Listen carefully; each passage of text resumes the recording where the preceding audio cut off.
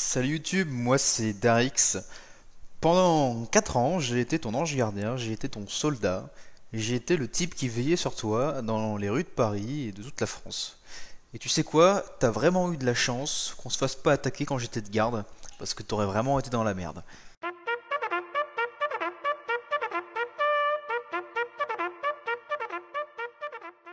Au commencement, il y a d'abord le contexte. Le contexte, c'est ce qui va te permettre un petit peu d'avoir notre point de vue de mec d'en bas. Moi, je suis un mec d'en bas, hein, je suis pas un chef, je suis vraiment, enfin, j'ai été un bibi de base et j'ai jamais été que bibi.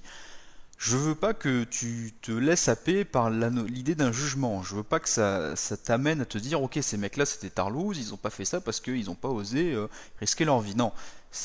En fait, ce qui est très pénalisant dans cette histoire, c'est qu'on a en permanence au-dessus de nos têtes une épée de Damoclès. Cette épée de Damoclès, je vais l'évoquer en 3 points. Elle peut nous tomber sur la gueule, qu'on fasse du bien ou du mal, mais en général, ça va entraîner chez mes chefs directs, donc ceux qui me commandent sur le terrain, d'avoir comme réflexe d'essayer de s'émanciper d'une situation plutôt que de s'y mêler, parce qu'il vaut mieux un soldat qui fuit par rapport à ce qu'on nous demande qu'un soldat qui agit. Et c'est bien là ce que je vais t'expliquer. Quand le président il est élu, c'est lui qui va choisir qui va être le chef des armées, c'est lui qui va lui donner sa confiance. Donc déjà tu te doutes bien d'office que le chef des armées il va un petit peu avoir la mentalité du président. Puis de toute façon il n'a pas trop le choix parce que c'est quand même le président le chef des armées, le vrai chef des armées. Donc le chef des armées, M. Hollande, il a choisi un type en dessous de lui qui s'appelle le CEMAT, et ce mec-là, il va donc transmettre, par la chaîne hiérarchique, l'état d'esprit qui vient de tout en haut jusqu'en bas. Depuis 30 ans, cet état d'esprit vis-à-vis du JPirate, c'est toujours le même, c'est qu'on est dans une mission qui a une visée purement électorale. Le but, c'est de laisser penser aux Français que les militaires, et donc les politiques qui les commandent, agissent dans l'intérêt de leur sécurité. Moi, par ce petit témoignage, par cette anecdote qui va bientôt se pointer, je vais vous mettre en évidence que, en fait, ce qu'on demande surtout aux militaires, c'est d'en faire le moins possible, parce que si ça tire des emmerdes, ça retombe sur leur chef, et leurs chefs, comme ils sont toujours en permanence dans un espèce de jeu de pouvoir pour se maintenir au poste clé, ils n'ont pas intérêt à ce que ça se passe. Donc déjà, ce premier point, c'est l'idée qu'il y a une pression du haut qui veut faire taire le soldat, qui veut faire taire l'exécutant, qui veut lui faire comprendre qu'il ne doit ne surtout pas se faire remarquer, et que dans le meilleur des cas, s'il voit quelque chose de grave, le mieux qu'il puisse avoir comme réaction, c'est de rendre compte et de se barrer le plus vite possible. Ensuite, il y a la préparation. Et la préparation, en 2014, avant que je parte à Vigipirate, concrètement, elle était insuffisante. En gros, il y a 15 jours de préparation pendant lesquels déjà vous faites le week-end, donc ça fait 4 jours de moins, hein. Vous avez le PSC1, vous avez le SC1, vous avez un tir module Bravo, donc des trucs qui n'ont rien à voir avec la matière qui est le combat rapproché, qui est la plus susceptible de vous arriver. Vous n'avez pas de combat urbain, ça c'est bien dommage parce que moi à ce moment-là je ne savais faire que du combat en forêt. Donc bon, il n'y a pas beaucoup d'arbres dans les rues de Paris, hein. Enfin il y en a quelques-uns, mais pas de quoi non plus faire des passages en tiroir et des conneries comme ça. Et surtout vous avez le TIOR, la technique d'intervention opérationnelle rapprochée. Qui est donc un sport de combat, hein, comme vous pouvez le voir sur l'image. Voilà, ça c'est typiquement, ça c'est la défense au sol, par exemple, qui est présentée sur l'image. Bon, c'est mignon, c'est bien beau, mais je pense, et vous devez être plusieurs à le savoir, que dans le feu de l'action, dans la vie de tous les jours, quand on doit protéger sa vie, la restitution, même pour des mecs qui ont fait pas mal de sports de combat, c'est pas trop ça. Alors je vous laisse imaginer pour le jeune Bibi, qui s'est jamais bagarré de sa vie, qui est un mec sympa, qui va recevoir ces 6 jours de cours et qui va se retrouver dans la rue à devoir les mettre en application à la one again dans une situation assez compliquée. Bon, voilà quoi, hein, c'est mal parti. Et nous, on prenait tellement pas ça au sérieux avec certains de mes potes qui justement avaient un peu d'expérience dans malheureusement ce que la vie a comme côté moche dans le quotidien. On s'était mis d'accord en fait pendant la restitution où on est censé recracher tout ce qu'on a appris pour un petit peu forcer le trait comme ces messieurs sur les images. C'est-à-dire que vu que le moniteur nous contrôle deux par deux et que chacun, en fait, on s'affronte en face à face, on s'était dit ok, bon, je vais te mettre un pain, puis tu vas t'allonger, puis c'est ce qu'on a fait en fait. Donc du coup, on a un peu grugé le test parce que ça nous emmerdait. Parce que le souci, c'est quand on a fait la restitution et que à la restitution ils nous ont mis lui, la restitution collective ce coup-ci, hein, pas celle en individuel, et qu'on devait le maîtriser à trois, ce mec-là, hein, c'était à peu près, bon, c'était pas ça, j'exagère, mais c'est pour vous donner une idée. Bah, on a essayé gentiment d'appliquer les cours, on a essayé, oui, mais le problème c'est que bah, j'ai fini comme ça en fait, voilà. Et ça c'était pas très très bien. Donc du coup, au début on a fait genre, on avait compris le cours, on essayait de le restituer, mais passé un petit moment, on a plutôt changé de méthode et on est plus passé sur quelque chose de plus réaliste. On est passé sur ça. Et ça, c'est quand même vachement mieux, parce que mine de rien, quand mon pote s'est levé, a arrêté d'essayer de lui faire une clé de bras à la con et de lui exploser sa gueule avec le FAMAS, pendant que moi, du coup, j'en profitais pour lui enfoncer mes pouces dans les orbites, bon, là, il s'est calmé, il avait beau être gros, il s'est arrêté. Trêve de plaisanterie, cela dit, là, j'essaie juste de vous véhiculer l'idée que voilà, il faut imaginer un mec hein, qui a 18 ans, il s'est jamais bagarré avant, et là, on l'envoie sur le terrain avec ça bah, en guise de toute formation, quoi. Donc, c'est vraiment pour vous faire comprendre qu'il y a un manque de confiance qui est légitime derrière, qui est réaliste. Et puis alors là, le moment où ça devient vraiment très drôle, c'est quand on aborde la question de la loi. La légitime défense en France, elle est comme dans le titre, c'est la légitime défense, mais alors des agresseurs uniquement. Hein. Parce qu'il n'y a pas si longtemps que ça encore, on avait l'ordre suivant, c'est que, imaginez, il y a un mec qui est dans la foule, il vide son chargeur dans la foule, il s'arrête de tirer.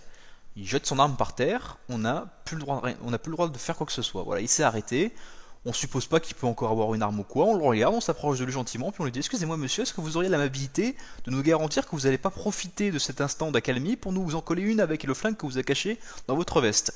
La légitime défense, bon, je vais pas vous faire tout un détail, hein, mais nous on l'a étudié à plusieurs reprises avec l'armée parce qu'on avait des cours obligatoires avant chaque départ. Hein, c'était terrifiant. Si quelqu'un nous voulait notre arbre, on avait le droit de rien faire. Alors il fallait juste le regarder s'en aller, puis appeler la police. Donc je peux vous dire qu'en plus on se sent vachement soutenu par la loi, par l'appareil judiciaire. Donc ça fait plaisir. Donc je récapitule, hein, la hiérarchie, la formation, la loi. Voilà, des bonnes raisons qui vont venir amener notre anecdote qui va vous paraître évidente du coup. En novembre 2014, je suis donc engagé avec la mission Vigipirate à la sécurité de la gare Montparnasse et de la tour Montparnasse. Et comme vous pouvez le voir sur le plan, à l'issue de cette patrouille, aux alentours de 18h-18h30, on va se retrouver confronté à une situation sur le bout de la flèche. Cette situation, c'est qu'il y a un attroupement qui est en train de se former et que manifestement il y a des jeunes qui sont pris à partie par un groupe de jeunes un peu plus costauds et plus adultes qui ont soupçonné déjà à la base de lier de la drogue sur cette position au vu et au su de tout le monde sans que ça pose vraiment de problème. Mais bon, quoi qu'il en soit, on voit concrètement des mecs prendre des sacs en profitant du brouhaha ambiant et des engueulades qui commencent à exploser de tous les côtés et s'enfuir en courant. Donc je fais déjà une première remarque à mon chef et je lui dis voilà, écoute sergent, là face à nous, il me semble qu'on est en train d'assister à un vol et je crois qu'il faudrait peut-être qu'on intervienne. Il me regarde comme ça, et puis avec un air un peu amusé, il me dit non mais moi j'en ai rien à foutre, c'est pas mon problème, les gens ils se démerdent. Lorsqu'on va s'approcher de la scène, on va se retrouver exactement avec cette vue-là. C'est-à-dire qu'on arrive devant l'entrée et on voit donc deux triangles hein, que je vous ai modélisés plus le rectangle. Alors le rectangle, c'est les sacs à dos des jeunes qui étaient posés là, il y en avait déjà deux ou trois qui avaient été substitués. Et il y a une partie des propriétaires qui essayent de les rabattre un peu plus vers eux. Vous avez le triangle rouge, c'est le gros pack de mecs assez agressifs qui sont en train de s'engueuler sur le triangle noir, qui lui représente les jeunes gamins, qui étaient 5 ou 6 à peu près. Et on est dans un rapport de force, si vous voulez, où vous avez des gamins qui ont 15 ans, qui sont vraiment... c'est des gosses, quoi, hein, ils sont tout chétifs, etc. Qui sont face à des gros mecs, qui sont quand même assez costauds, qui sont bien remontés, et qui leur foutent un sacré coup de pression.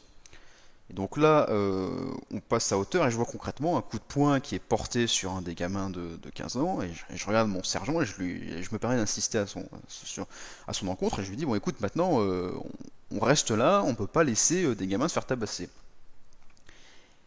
Et il va insister lui aussi puis il va me dire non ça me concerne pas, on s'en va, il faut pas qu'on reste là. Donc là je commence un petit peu à s'échauffer tous les deux et je lui dis très sèchement, je lui dis bah non moi je reste. Et donc je prends la décision de ne pas lui obéir, je me porte dans la foule, et ce que je fais c'est que bon, pour essayer un petit peu quand même de me rassurer moi-même, parce que la situation était quand même assez disproportionnée par rapport à l'effectif qu'on était, je me vais enrouler mon bras droit sur mon arme pour l'avoir très près du corps et pour éviter de me le faire embarquer. Je vais resserrer ma main gauche sur mon bâton télescopique en m'assurant que mon coude écrase complètement mon porte-chargeur pour éviter qu'il y ait un mec qui essaie de l'ouvrir et de me chourer mon chargeur ou même un chargeur vide. Et je me mets à faire entre les deux groupes un espèce de va-et-vient continu afin d'essayer de leur faire comprendre que voilà, là, je suis en train d'essayer de délimiter une ligne et vous n'êtes pas censé la franchir, donc insultez-vous à distance. Et ce que je fais, c'est que je vais essayer de concentrer l'attention du mec qui m'a l'air le plus agressif dans le groupe du triangle rouge pour gagner du temps. Et puis surtout, je me dis aussi intérieurement, bon, les gamins ils vont comprendre que voilà, on s'en occupe, ils vont s'en aller. Sauf que, bien entendu, quand les jeunes nous voient, les jeunes qui sont agressés, ils ont un regain de confiance et ils se mettent à proférer des insultes et à les menacer en leur expliquant voilà, arrêtez de faire les shows et tout, vous faites quoi maintenant, vous faites quoi maintenant. Et moi, dans la tête, je me disais, mais espèce de gros débile, on fait quoi maintenant? Je suis un, mes deux potes, ils ont pas vraiment envie de venir me prêter un coup de main, j'ai aucun droit, j'ai aucune possibilité d'action, et toi, t'es en train de faire le fou. J'avais aussi envie de me retourner quand même à ce gamin-là et lui coller mon poing dans la gueule pour qu'il la ferme. Puis là, je me rends compte, je porte un regard sur mon chef et je me rends compte qu'il est à l'arrêt contre la vitrine où vous voyez les portes coulissantes sur la photo, et qui fait rien en fait. Et je me dis, mais putain, mais qu'est-ce qu'il glande cette espèce de con? Est-ce qu'il a au moins fait un compte rendu pour qu'on nous envoie un coup de main? Donc là, je m'extirpe de la foule qui immédiatement recommence à se mélanger. Et il me semble qu'il y a une deuxième baffe qui est portée ou un deuxième coup qui est porté. Je me mets devant mon salon et je lui dis, bon, est-ce que tu as appelé par GSM les renforts qui nous concernent et est-ce que tu as fait un compte rendu à Acropole? Acropole, c'est le réseau de la police pour qu'on nous envoie des renforts de gens qui sont, pour qui c'est le métier en fait de s'occuper de ça. Et là, lui, en fait, ce qu'il aurait voulu, il avait pas peur de s'engager dans la baston. Hein. C'est pas un truc qui effraie, c'est parce qu'en plus c'était un mec qui avait quand même un sacré passif, c'était un bon bagarreur. C'est que lui, du coup, il se disait, mais putain, s'il se passe un truc, je vais me faire défoncer et c'est moi qui vais en payer le prix.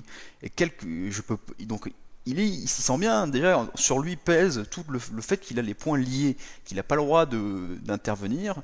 Donc, il essaye de rendre compte, c'est ce qu'il va finir par faire après que je le lui ai demandé, il rend compte.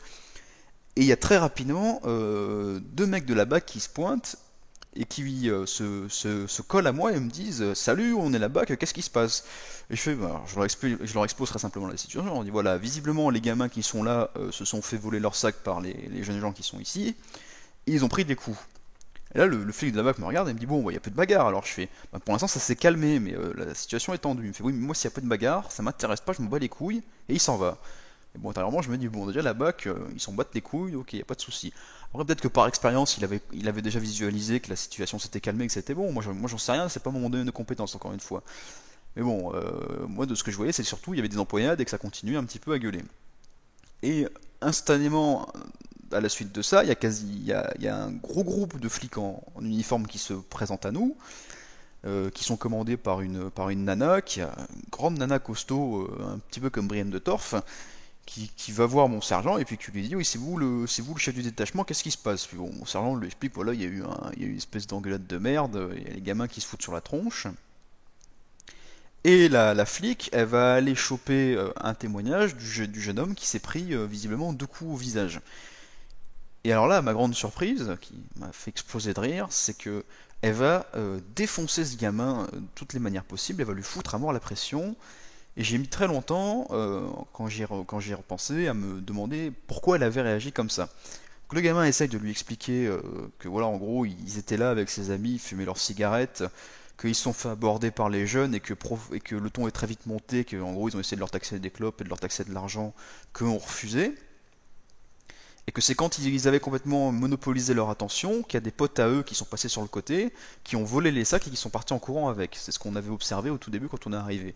Donc nous, on avait déjà la possibilité de témoigner positivement dans ce sens-là et de faire comprendre à la police que ce gamin ne disait pas que des conneries. Et le môme, ça, il va lui dire, mais regardez, les militaires, ils étaient là, ils peuvent témoigner de la même chose. Mais la flic, elle s'en fout de notre témoignage de soldat, parce qu'elle, ce qu'elle veut, c'est que ça s'arrête. Donc, elle a préféré mettre la pression au gamin pour qu'il renonce et qu'il s'en aille, parce que ça lui évitait d'avoir à s'emmerder avec les 30 connards qui étaient remontés et chauffés à blanc, et avec lesquels il aurait sûrement fallu en découdre à un moment pour que ça s'arrête.